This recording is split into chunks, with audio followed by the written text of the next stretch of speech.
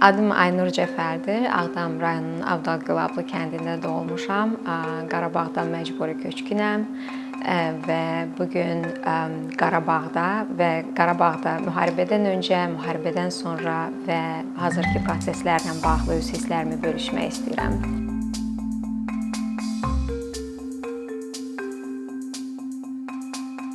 Qarabağla bağlı ilk olaraq müharibədən öncəki xatirələrimi paylaşmaq istəyirəm. Qarabağ, Ağdam özəlliklə və onun Gülablı kəndi mənim üçün dünyada ən müqəddəs, ən təmiz, ən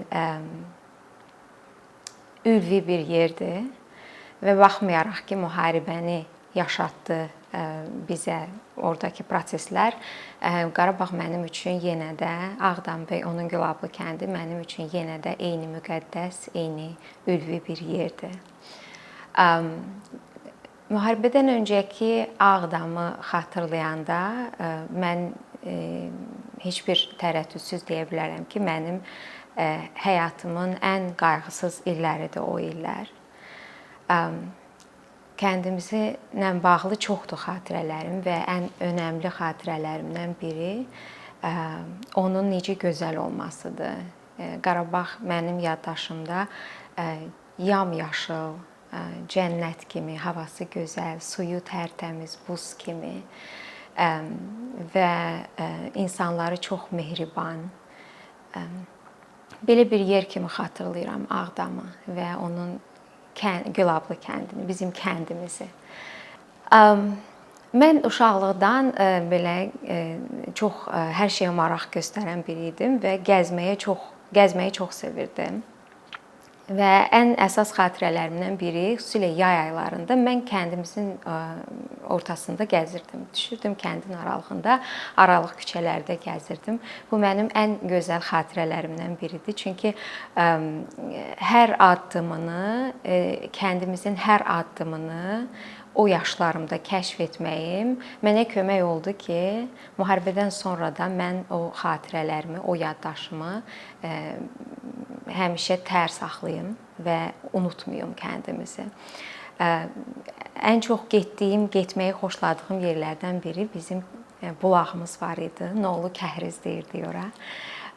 Çox vaxt ora gedirdim, orada dayanıb bulağa gələn adamları müşahidə etmək çox xoşuma gəlirdi. Kəhrizin belə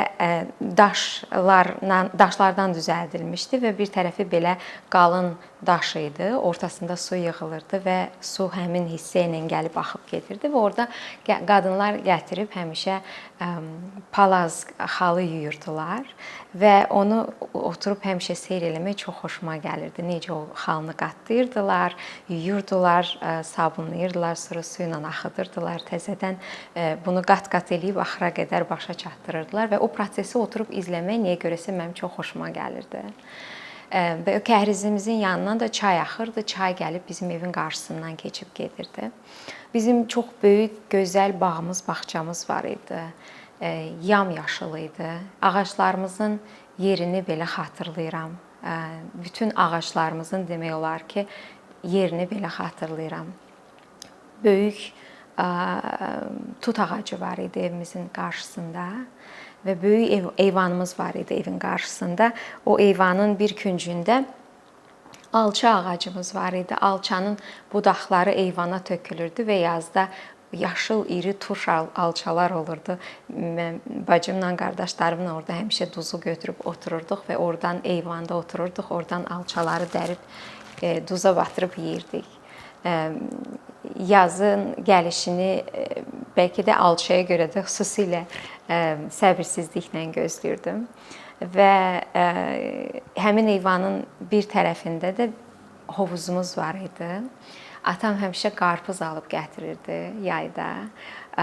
Bir dənə, iki dənə qarpız alınmazdı təbii ki. 30-40 dənə qarpız alıb gətirirdi yük maşınının arxasında. quyumuz var idi. Biz həmin hovuzu doldururduq su ilə.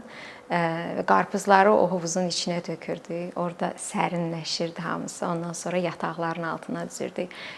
Yadımdadır ki, çox xoşuma gəlirdi gedib əyilib yatağın altından o qarpızları bir-bir çıxartmaq və çox dadlı, şirin qarpızlar olurdu. Müharibəyə qədər hər şey gözəl idi. Mən xatirələrimdə hər şey çox qayğısız və çox dünyanın bir küncündə gözəl bir kənd və orada qayğısız bir uşaqlıq kimi xatırlayıram uşaqlığımı. İlk olaraq, yəni o kənddə ilk kədərim mən 1988-ci ildə atamı itirdik biz. Və onun arxasınca da müharibənin başlamağı vəziyyəti çox qəlizləşdirdi bizim üçün. Müharibə bu həyatda mən heç kimə arzulamadığım bir şeydir. Bizim üçün ilk avtomat atəşləri ilə başladı müharibə. Əvvəl atəş açırdılar biz tərəfdən, onlar tərəfdən, amma bu evimizi tərk etməyimizə səbəb olmurdu təbii ki. Daha sonra Alazan dəvəm indi. Alazan sanki göydə belə ulduz uçurdu. Onun dağıntısı top qədər olmurdu, amma yenə də daha təhlükəli idi avtomatlardan. Onda yavaş-yavaş artıq narahat olmağa başlayırdıq. Daha sonra toplar, daha sonra qıratlar gəldi. Toplar və qıratlar artıq çox ciddi təhlükə idi və hər zaman gecə saatlarında atmağa başlayırdılar. Gecə saat 2-də, 3-də və biz paltarlı yatırdıq. Demək olar ki, biz bir il paltarlı yatırdıq. Çünki gecənin bir yarısı oyanıb qaçmaq məcburiyyətində qalırdıq. Ya başqa kəndlərə gedib səhər qayıdırdıq, ya da ki, evimizin arxasında qaya var idi, onun arxasında kahalar var idi, onun arxasında o yerlərdə gedib gizlənmək məcburiyyətində qalırdıq. O proseslərdə ən yadımda qalan şeylərdən biri məhz o ağır, yəni bizə top atırlar, qırat atırlar, evimiz dağıla bilər və s. O müharibənin bütün acınacaqlı vəziyyətinə baxmayaraq insanlar orada həmişə zarafatlaşırdılar, gülüşürdülər. Mən uşaq olaraq o mənim şəxsən qorxumu azaldırdı. Mən indi düşünəndə fikirləşirəm ki, yəqin ki, insanlar bunu sanki həyatın normallıqlarını, normal həyatın nədən ibarət olduğunu unutmamaq üçün edirdilər. Həyatda qalmaq üçün eləyirdilər yəqin ki. Və bu şəxsən mənə bir uşaq olaraq çox kömək eləyirdi. Amma yəni bu çox qorxunc, müharibənin ən dəhşətli tərəfi ondadır ki, müharibə ən anormal şeyləri normallaşdırır. Məsələn, biz topların altında məktəbə gedirdik. Bu çox qorxulu bir proses idi. Bunu eləmək çox qorxulu bir, riskli bir hərəkət idi. Amma biz məktəbə getməkdən qalmırdıq. O dərsin ortasında bir də görürdünüz toplar atılırdı. Biz təzədən çıxıb evə gəlməyə məcbur olurduq. Amma yenə də o həyata azca da olsa normallıq qatan hərəkətləri, hadisələri etməyə çalışırdıq.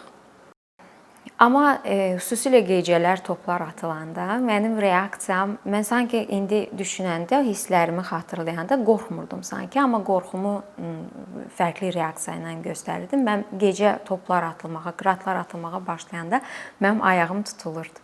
Mən bir yerdə, durduğum yerdə qalırdım, hərəkət edə bilmirdim. Və mənim qardaşımın missiyası həmişə gəlib məni qucağında daşımaq idi. Və biz maşınlara, bizim qonşumuz var idi, Afan əmi, Əhliman əmi. Onlar atamın da dostları idilər, bilirdilər ki, bizim evdə maşın yoxdur.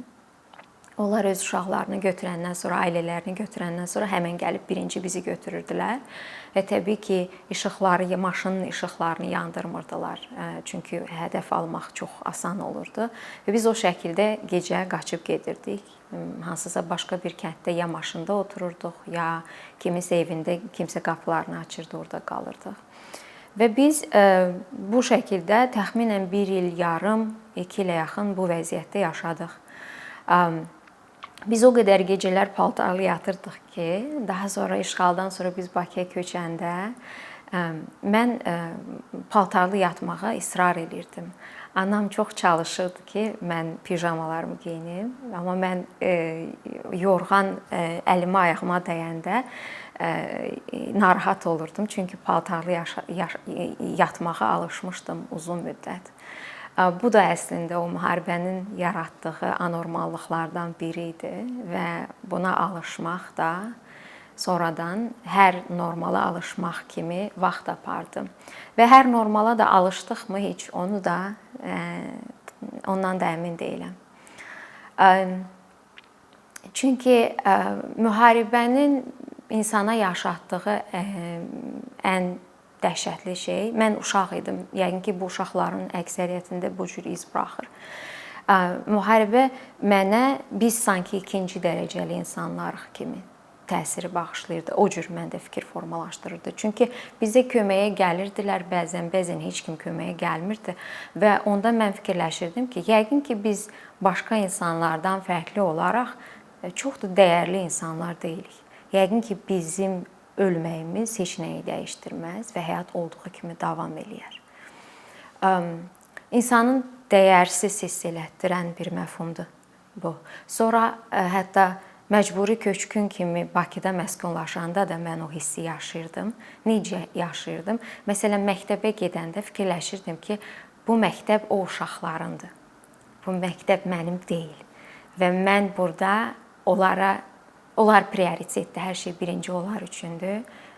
Mənə gəlib nə isə çatmasa da olar, çünki mən onların məktəbindəyəm.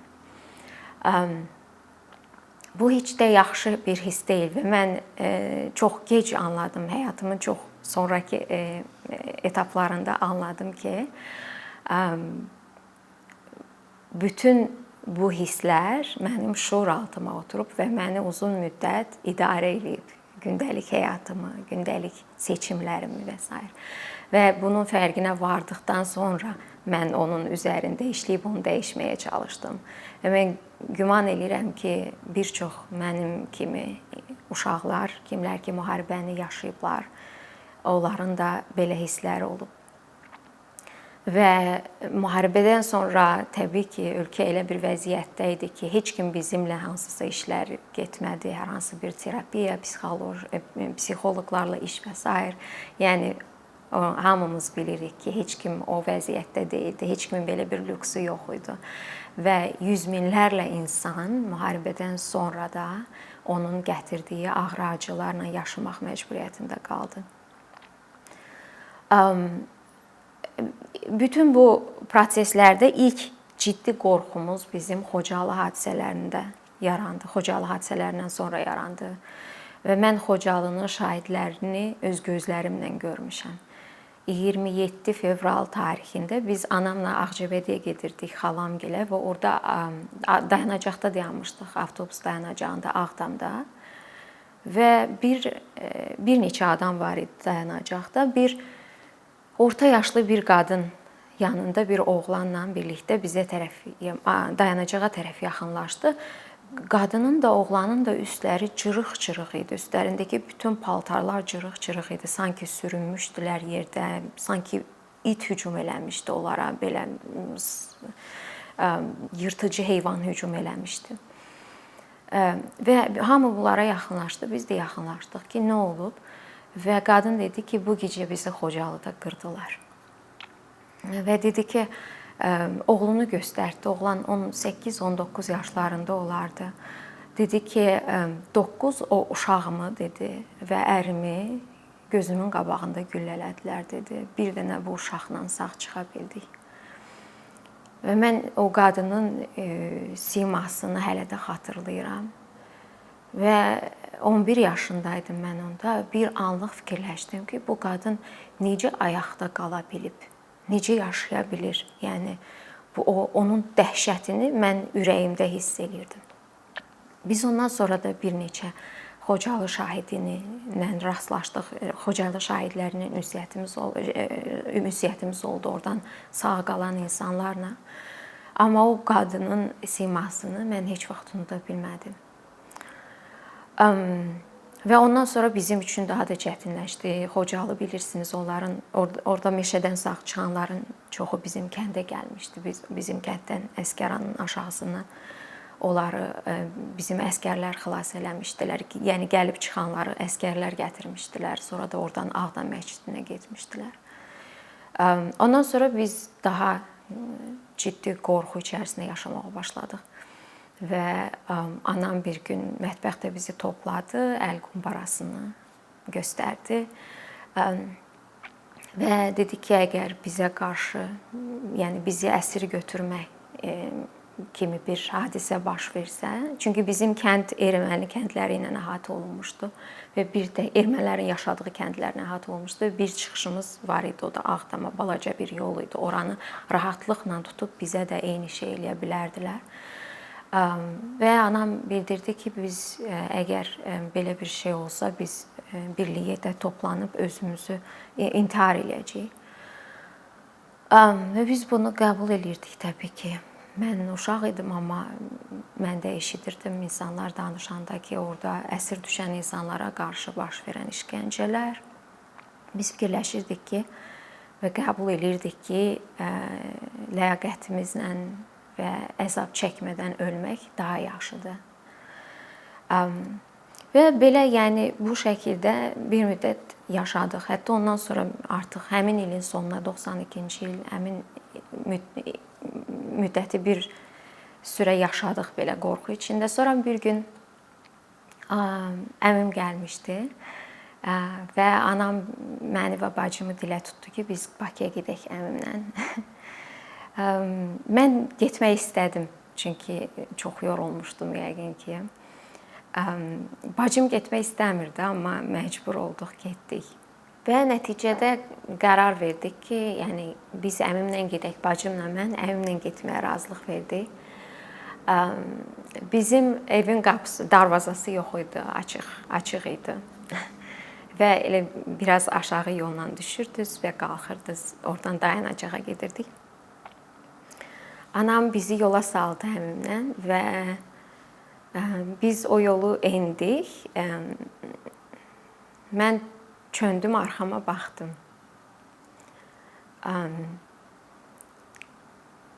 Mən çevriləndə anam gülümsədi, amma o aciz baxışlarını gördü. Mən anladım ki, anamı bir daha görməyə bilərəm.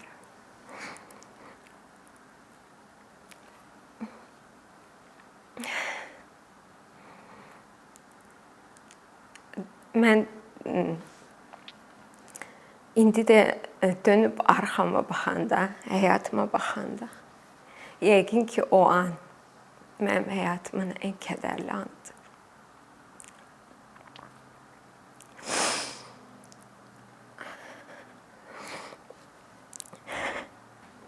Biz Bakıda bir ay qaldıq.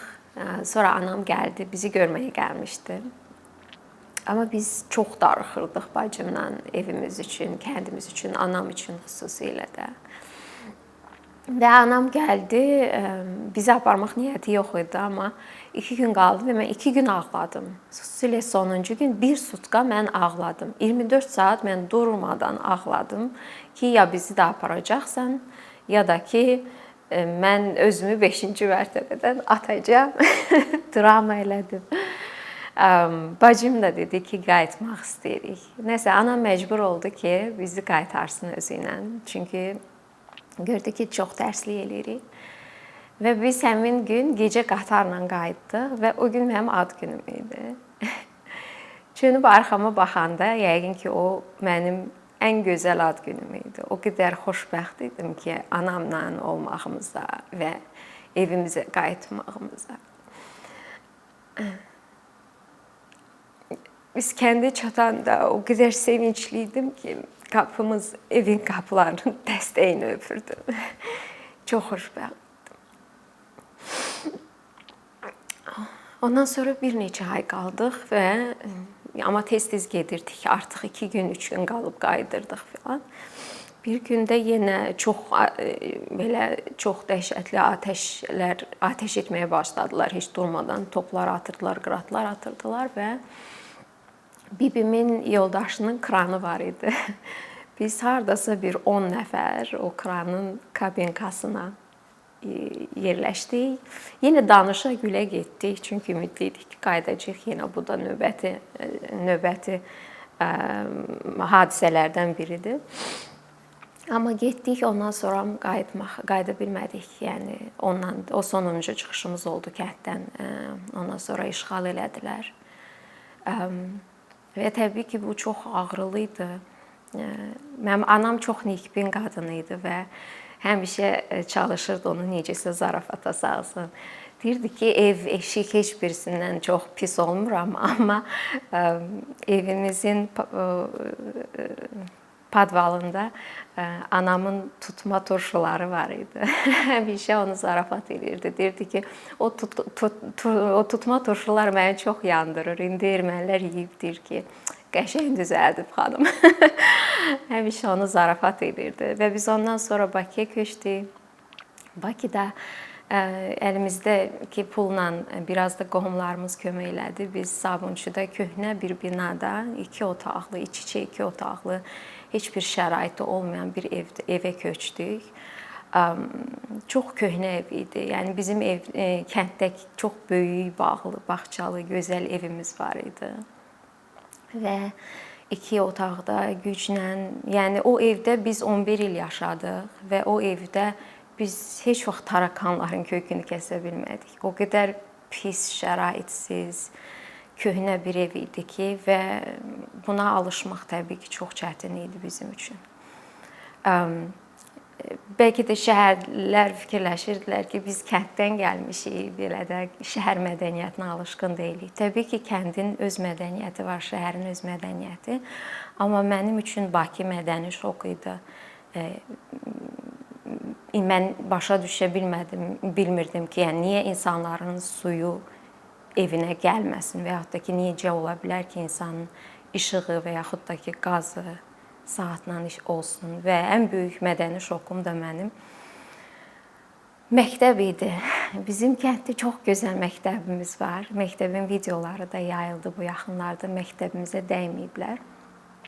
Amma Bakıda, yəni bizim o vaxt Macintosh kompüter otağımız var idi, ədəbiyyat otağı, fizika laboratoriyaları, kimya laboratoriyaları, biz hər dərsə görə sinif dəyişirdik. Bakıda isə bir sinifdə otururduq, müəllimlər dəyişirdi, gəlib gedirdilər və çox şəraitsiz. Mən o Bakı məktəbindəki o yeri silirdilər, sinif otaqlarını solyarka ilə silirdilər, onun qoxusu, yəni kanalizasiya qoxusu, onların hamısı mənə hər dəfə kəndimizi 2 qat darıxmağıma səbəb olurdu. Yəni məcburi köçkün həyatı çox çətin bir həyatdır. Yenə də o sizə bayaq söylədiyim özünüzü dəyərsiz hiss elətdirmək. Çox kasıblıq yaşamaq, yəni o çox ağrılı travmalar var və biz çox vaxt yaşamaq üçün, ayaqda qala bilmək üçün çalışırdıq ki, xatırlamayaq çox şeyi, unutmağa çalışırdıq və mən ömür boyu necə onu unutmağa çalışdığımı bu 44 günlük müharibə ərzində başa düşdüm.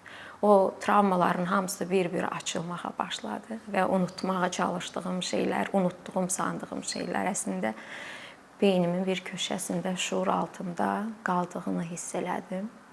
Onlar yavaş-yavaş açılmağa başladı. Bir tərəfdən yaxşı oldu ki, onları etiraf eləyib, onun acısını təkrar yaşayıb və həyatına davam eləmək, biraz da özünüzü sağaltmaq deməkdir.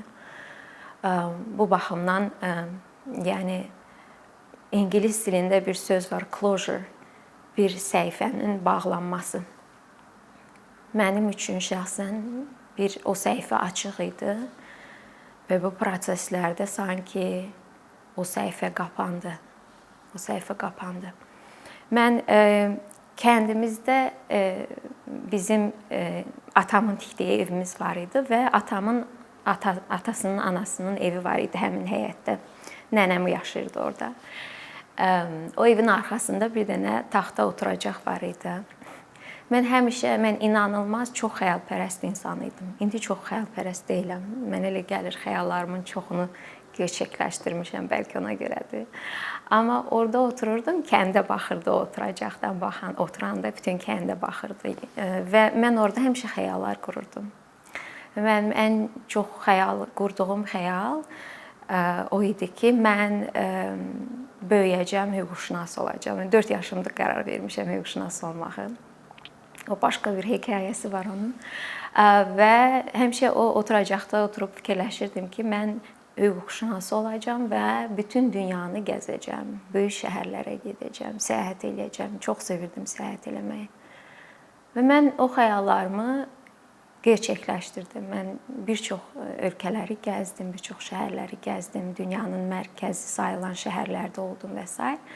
Və mən orada olanda həmişə ən çox düşündüyüm şeylərdən biri olurdu ki, mən bu xəyalları qurduğum kəndimizdə, o qurduğum xəyalları gerçəkləşdirdim və bu qədər dünyanı gəzə bilərkən o kəndə, öz kəndimizə gedə bilmədim.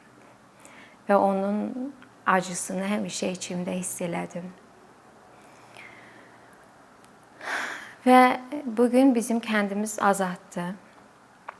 Gülablı 20 noyabrda azadlığına qovuşdu.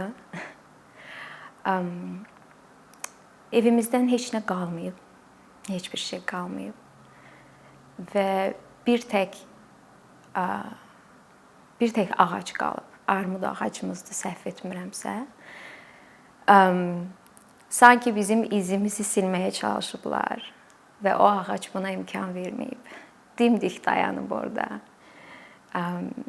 Çox güman ki, oradakı armud ağaclarımızı kəsiblər və onlardan hansısa birisi pöhrəliyib. Çünki cavan ağacdır, 8-10 yaşı olar, ya olmaz. Mənə çox böyük bir ümid verdi o ağac. Və mən o ağacın adını Ümid ağacı qoymuşam. Və Ümid ağacı adlı bir layihə fikirləşmişəm. Dostlarımla da bunu paylaşmışam, onların da dəstəyini qazanmışam. Mən kəndimizdə artıq hər şey icazə veriləndən sonra kəndə getməyə 1000 ağac alacağıq biz dostlarımızla və kəndimizdə əkəcəyik. O 1000 ağac bir ağacdan doğan ümid olacaq mənim üçün, bizim hamımız üçün. Və ümumiyyətlə mən bu proseslər 44 günlük müharibə başlamadan öncə heç vaxt inanmırdım ki, biz təzədən ora gedəcəyik. Və çox Azərbaycanlıların çoxu yəqin ki, mənimlə eyni hissləri bölüşürdü. Müharibə olacağı mənim heç vaxt ağlıma gəlməzdi. Amma müharibə olmağını istəyirdimmi? Bundan da əmin deyiləm. Çünki müharibəni yaşamış birisi olaraq, onun dəhşətlərini görmüş birisi olaraq bunu heç kimə arzulamaram. Ona görə mən müharibə başlayanda da tamam artıq proseslər onu göstərirdi ki, biz sülhlə o torpaqları ala bilməyəcəyik. Və mən fikirləşirdim ki, yəni yəqin ki, belə də bu status quo qorunacaq. Ondan sonra da yəqin ki, nə vaxtsa bizə nəyəsə imza atmağa məcbur eləyəcəklər. Ona görə müharibə mənim üçün çox böyük sürpriz oldu. İlk bir neçə günü də fikirləşirdim ki, yəqin ki, bugün bitər, sabah bitər. Artıq yavaş-yavaş torpaqlar işğaldan azad olunduqca bunun ciddiyyətinə daha çox anlamağa başladım. Və mən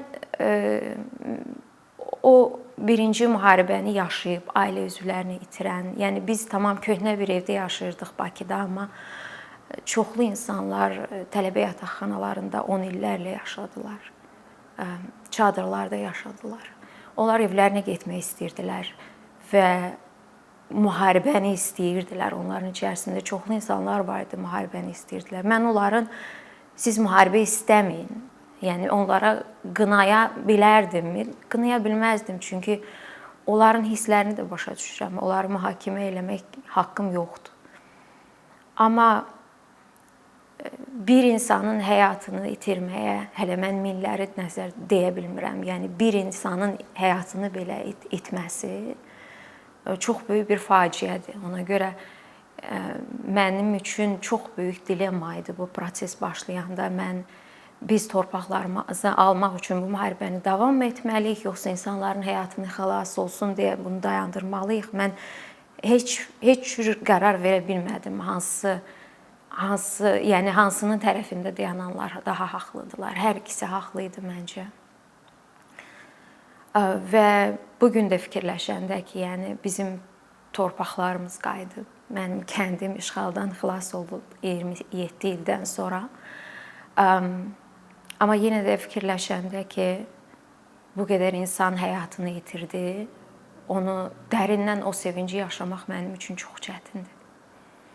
44 günlük müharibə mənim üçün, yəni Azərbaycan tarixində həqiqətən də bizim ləyaqətimizi təkrar bizə qaytaran, bizim qürurumuzu bizə qaytaran hadisə idi və Azərbaycan əsgəri, Azərbaycan ordusu inanılmaz bir şücaət göstərdi. Və həyatını itirənlər, sağlamlığını itirən insanlarımız üçün bizim indi ən böyük borcumuz daha yaxşı ölkə qurmaqdır. Daha yaxşı Azərbaycan qurmaqdır. Və bu qələbəni tam başa çatdırmaq, yaşamaq üçün çoxlu işlərin görülməsi bundan sonra, ən böyük öhdəliyimiz bundan sonra başlayır. İstər ölkənin daxilində yaşayanlar, istər ölkənin xaricində yaşayanlar. Azərbaycan çox ciddi islahatlar həyata keçirməlidir. Bu qələbənin sonuna qədər gedib ona nail olmaq üçün istər iqtisadi sahədə, istər siyasi sahədə, istər insan hüquqları sahəsində ciddi islahatların həyata keçirilməsi vacibdir. Və mənim xüsusilə toxunmaq istədiyim məsələlərdən biri də yəni biz məğlubiyyəti yaşadıq və bunu məğrur yaşadıq. Biz heç vaxt ağlamadıq, biz heç vaxt özümüzü yazıq kimi aparmadıq. Və mənim ən böyük arzum odur ki, biz bir millət olaraq, bir xalq olaraq, ölkə olaraq biz o qələbəni də məğrur yaşayaq. Biz heç cür imkan verməməliyik ki, ya özümüz, ya da uşaqlarımız nifrətlə zəhərləsinlər. Nifrətlə zəhərlənənlərin sonunu gördük. Bizə bu qətiyyən lazım deyil. Biz həmişə ehtiyatlı olmalıyıq.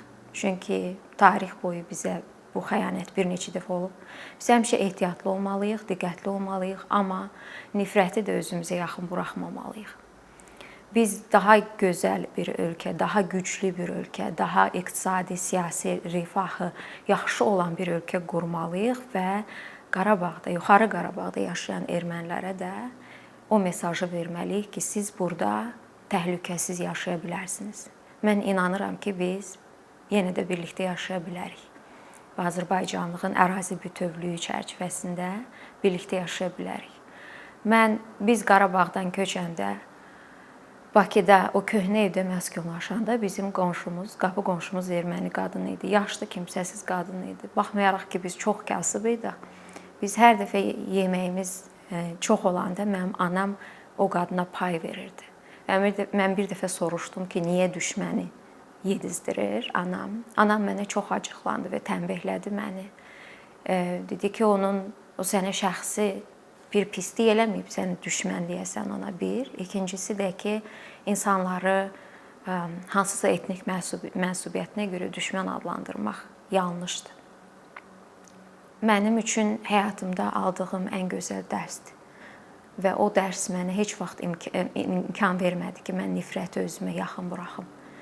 Mən heç kimə nifrət etmirəm, nifrət eləmək istəmirəm. Çünki bu çox iyrənc bir hissdir, çox gərəksiz, lazımsız, insanı bədbəxt edən bir hissdir.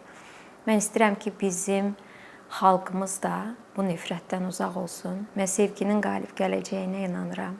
Və mən inanıram ki, biz daha gözəl Azərbaycanın ərazi bütövlüyü çərçivəsində birlikdə və rahat yaşaya bilərik. Və mən bunu istəyirəm.